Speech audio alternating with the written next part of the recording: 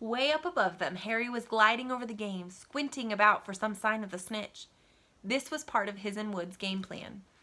"Keep out of the way until you catch sight of the snitch," Wood had said. "We don't want you attacked before you have to be." When Angelina had scored, Harry had done a couple of loop-the-loops to set off his feelings. Now he was back to staring around for the snitch. Once he caught sight of a flash of gold, but it was just a reflection from one of the Weasleys' wristwatches, and once a bludger decided to come pelting his way, more like a cannonball than anything. But Harry dodged it, and Fred Weasley came chasing after it. "All right there, Harry," he had time to yell as he beat the bludger furiously toward Marcus Flint. "Slytherin in possession," Lee Jordan was saying. "Chaser Pusey ducks 2 blodgers, 2 Weasleys, and Chaser Bell, and speeds toward the—" Wait a moment, was that the snitch? A murmur ran through the crowd as Adrian Pusey dropped the quaffle, too busy looking over his shoulder at the flash of gold that had passed his left ear. Harry saw it. In a great rush of excitement, he dived downward after the streak of gold. Slytherin seeker Terrence Higgs had seen it too. Neck and neck, they hurtled toward the snitch. All the chasers seemed to have forgotten what they were supposed to be doing as they hung in midair to watch. Harry was faster than Higgs. He could see the little round ball, wings fluttering, darting up ahead. He put on an extra spurt of speed. Wham! A roar of rage echoed from the Gryffindors below. Marcus Flint had blocked Harry on purpose, and Harry's broom spun off course, Harry holding on for dear life. "Foul!" screamed the Gryffindors. Madam Hooch spoke angrily to Flint and then ordered a free shot at the goalposts for Gryffindor. But in all the confusion, of course, the Golden Snitch had disappeared from sight again. Down in the stands, Dean Thomas was yelling, "Send him off! Red card!" "What are you talking about, Dean?" said Ron. "Red card," said Dean furiously. "In soccer, you get shown the red card and you're out of the game." "But this isn't soccer, Dean," Ron reminded him. Hagrid, however, was on Dean's side. "They ought to change the rules. Flint could have knocked Harry out of the air." Lee Jordan was finding it difficult not to take sides. "So, after that obvious and disgusting bit of cheating—" "Jordan!" growled Professor McGonagall. "I mean after that open and revolting foul—" "Jordan, I'm warning you." All right. Flint nearly kills the Gryffindor seeker, which could happen to anyone, I'm sure. So a penalty to Gryffindor taken by Spinnet, who puts it away no trouble, and we continue play. Gryffindor still in possession." It was as Harry dodged another bludger, which went spinning dangerously past his head, that it happened. His broom gave a sudden, frightening lurch. For a split second, he thought he was going to fall. He gripped the broom tightly with both his hands and knees. He'd never felt anything like that. It happened again.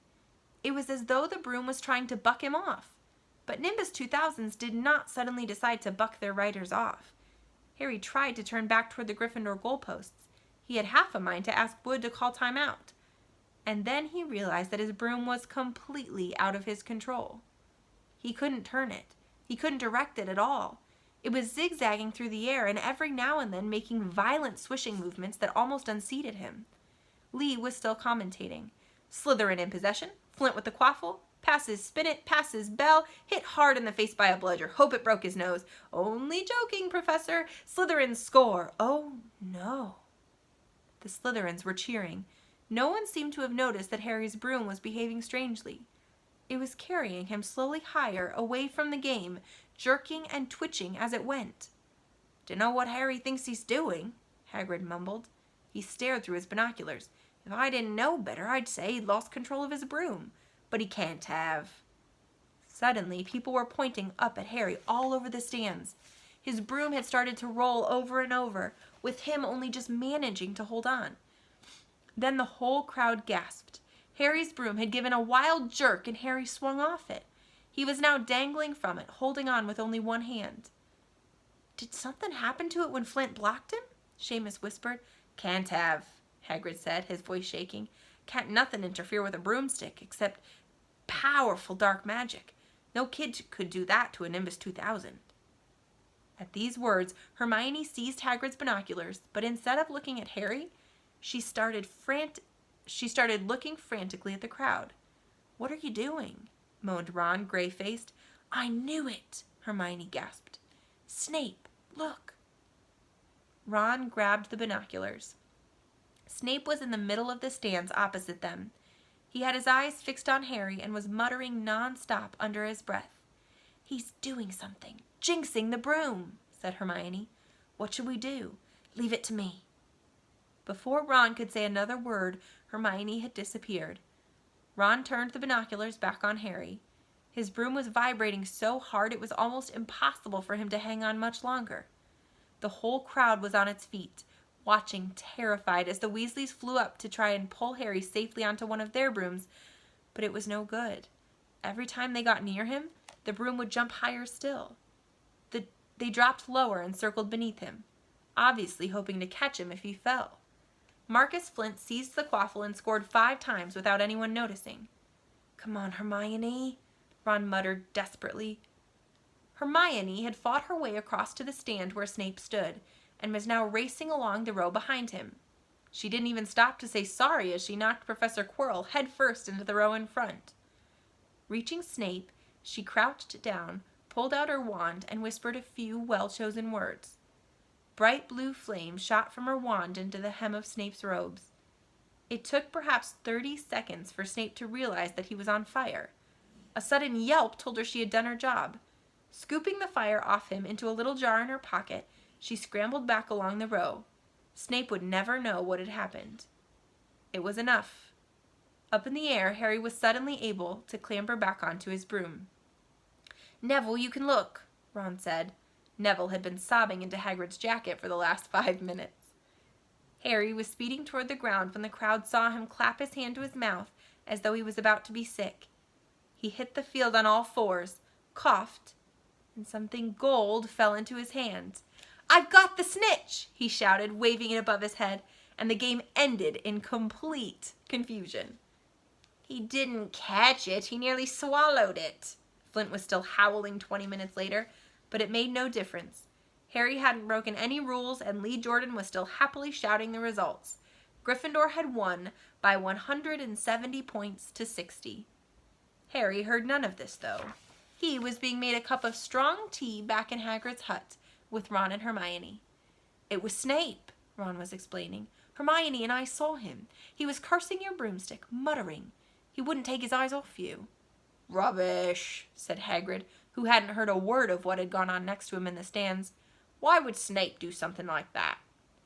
Harry, Ron, and Hermione looked at one another, wondering what to tell him. Harry decided on the truth. "I found out something about him," he told Hagrid. "He tried to get past that 3-headed dog on Halloween. It bit him. We think he was trying to steal whatever it's guarding." Hagrid dropped the teapot. "How do you know about Fluffy?" he said. "Fluffy? Yeah, he's mine. Bought him off a Greek chappie I met in the pub last year. I lent him to Dumbledore to guard the—" "Yes?" said Harry eagerly. "Now, don't ask me any more," said Hagrid gruffly. "That's top secret, that is." "But Snape's trying to steal it." "Rubbish," said Hagrid again. "Snape's a Hogwarts teacher. He'd do nothing of the sort." "So why did he just try and kill Harry?" cried Hermione. The afternoon's events certainly seemed to have changed her mind about Snape. "I know a jinx when I see one, Hagrid. I've read all about them. You've got to keep eye contact, and Snape wasn't blinking at all. I saw him."